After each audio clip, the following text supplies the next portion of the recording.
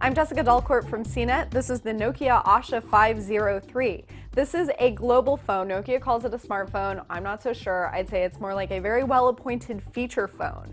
Let me draw your attention to the color here. This one is bright yellow, also comes in a lot of other bright colors like orange, blue, green, also white and black. Another thing you're going to notice about the phone, and it's a really cool look, is that it has sort of an unusual kind of trapped in ice cube sort of aesthetic going on. If you kind of look at it from above and tilt it from the side, the color peeks out, but you can sort of see this plastic casing over it. I think that's really neat, and that frankly is the best part of the phone.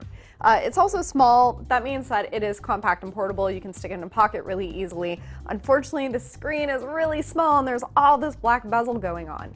The screen is 3 inches and the display resolution is actually very low. It's QVGA. This makes a big difference. Even though the icons are small, they look a little bit jagged around the edges, text too, and images don't look very good at all. There's also a browser on here that will compress images to low quality. So if you don't change that, you're really going to see a lot of grainy pictures when you're surfing the web.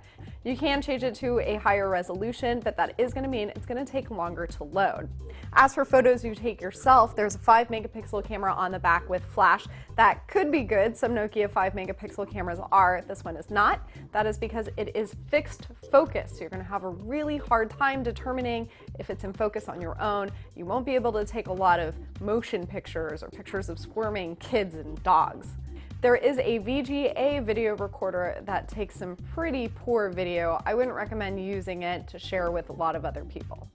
So why even consider this phone at all? Well, because it is $99. That's going to be pretty good for people who are interested in a budget device, especially one that does have things like email on here, a lot of social networking apps, a lot of different games, a voice recorder, FM radio, so there are certainly amenities here. You can also import your social networking contacts into the address book, so there are provisions for you.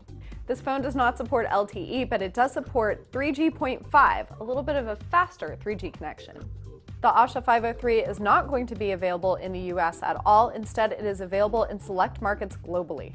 Nokia also has some other phones in the Asha line, including the 500 and the 502. The 503 that I've got here is the priciest of the bunch, but it is also the best appointed.